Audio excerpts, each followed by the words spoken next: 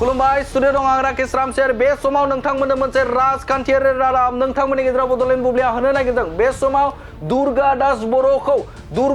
बर'खौ गोख्रों बाथ्राजों सोंखारिदों बिथां उदालगुरि जिल्ला इउपिपिएलनि आफादगिरि रबिन्द्र बसुमतारिया। बिथाङा बुंदों दुर्गा दास बर'आ सासे दावखाया दावराय जानाय मानसिसो होननानै बुंदों बिथांखौ। दावखाया दावराय जानाय होननानै बे बाथ्राजों रुजुदों बिथां दुर्गा दास बर'खौ रबिन्द्र बसुमतारिया। दास बर'नि बाथ्राखौ बुंनो थाङोब्ला दुर्गा दास बर'आथ' दावखाया दावराय जानाय एक नाम्बाराव। बिथाङा बुंदों बै समाव बर' हारिनि न' बां सावनाय, बर' हारिनि दाङाबाजि, थामहिनबा बै समाव मुसलमानजों दाङाबाजि जानाय समाव बिथाङा रल लानाय सासे सुबुं होननानै बुंदों बिथां रबिन्द्र बसुमतारिया। आरो बिथाङा थांनाय 83, 88, 89 जोंनि ओनसोलाव न' बां सावनायाव बिथाङा मेन रुल लानाय सासे बेक्ति। बे समाव बिथांखौ बर' होननानै जेबो बिथांखौ सिनायथि, थामहिनबा बिथाङा सासे दावखानिफ्राय दावराय जानाय होननानै बाथ्रा बुंदों। बिथांनो भट होनानै जेबो मुलाम्फा गैया होननानै बुंदों आरो बिथाङा बर' हारिनि मोनसेबो कन्ट्रिबिउसन गैया होननानै बाथ्रा बुंदों बिथां रबिन्द्र बसुमतारिया। बिथाङा बुंबावदों बे समाव रबिन्द्र बसुमतारिया बे समाव दुर्गा दास बर', बे दुर्गा दास बर'खौ बर' होननानै जाय सुबुंफोरा, जाय भटार्सफोरा, जाय सुबुंफोरा बे समाव भट होगोन, बे भट होनाय सुबुंफोरा बे समाव बर' होननानै गावखौ जुदि सिनायथि लाखिनांगौब्ला बिथांनो भट होयोब्ला गोरोन्थि होननानै बाथ्रा बुंदों बिथां रबिन्द्र बसुमतारिया। बे ओनसोलनि बर' रायजो राजाफ्रा दिनै बुंनांगोन जे दुर्गा दास बर'खौ भट होनो थाखाय बिथांमोना बर'निनो पलिटिक्स बर'खौ लानानैनो पलिटिक्स खालामदों आरो बर'फोरा खुनु पद्धे दुर्गा दास बर'नो भट होथावा। जुदि बर'नि जातियताबादि सेन्टिमेन्ट दंब्ला, बर'खौ अनोब्ला, बर'खौ मोजां मोनोब्ला, बिटिसिखौ जुदि मोजां मोनोब्ला दुर्गा दास बर'नो खुनु पद्धे बर' मानसिफोरा गांसेबो भट होनो थाखाय सानथावा। जाय बिथांमोनानो जुदि बर' होनानै बे समाव दुर्गा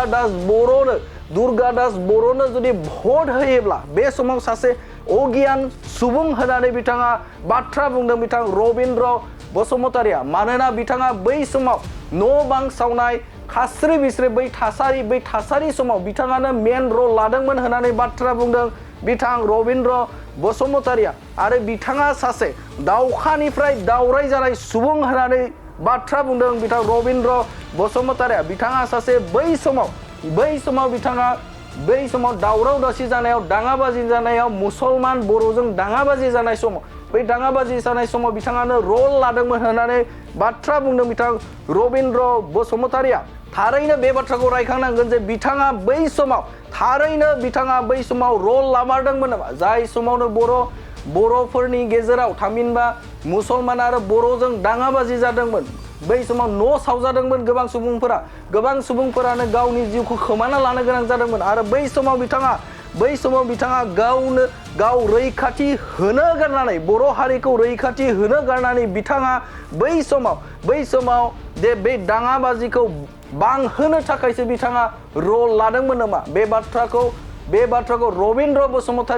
रबिन्द्र बसुमतारिया गोख्रों बाथ्राजों बुंथिनायखौ नुनो मोनदों। आरो बिथाङा बुंबावदों जे जाय बिथांमोना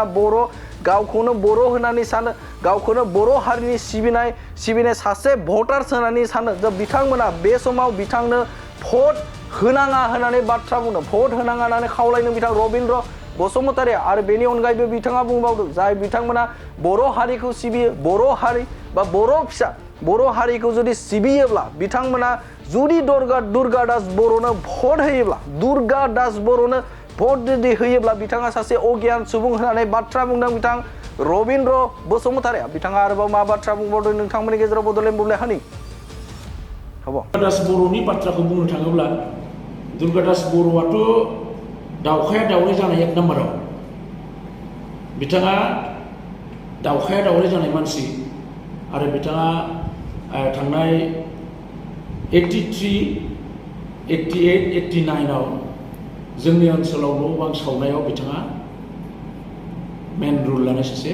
बेक्ति। बे ओनसोलनि बर' रायजो राजाफ्रा दिनै बुंनांगोन जे दुर्गादास बर'खौ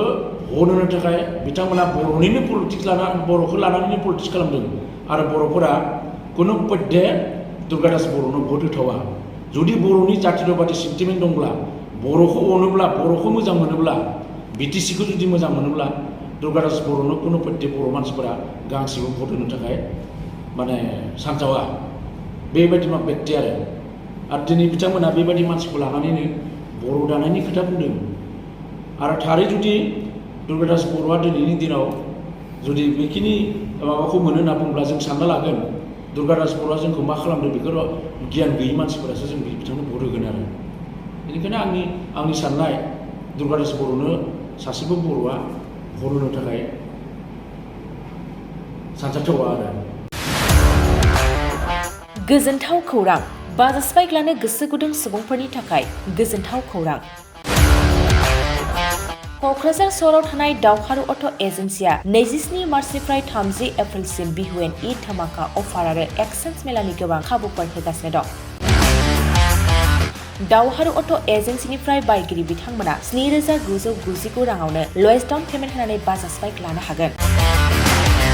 दावहारु अट' एजेन्सि श'रुमजों लोगोसे कारिगाव फेस्टिभ आउटलेट आरो दतमा फेस्टिभ आउटलेट आरो भटगाव फेस्टिभ आउटलेट ब्रान्च श'रुमाव होबाय थानाय बिहुएन ईद धमाका अफार आरो एक्सचेन्ज मेलायाव फैनानै नोंथांनि लुबैनाय बाजाजनि बाइकखौ लांफैनो हागोन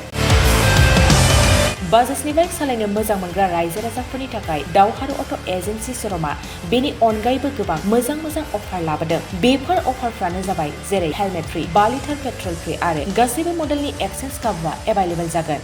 आरोबाव गुबुन मोनसे मोजां खाबुआ जादों 500 रां होग्रोनानै गोसोबादि बाइकखौ नोंथाङा आवगायना दोननो हागोन गोबां बाथ्रा मिथिबावनो थाखाय 6000388822018193 जानबुं नाम्बारनि गेजेरजों खौरां लाहरनो हागोन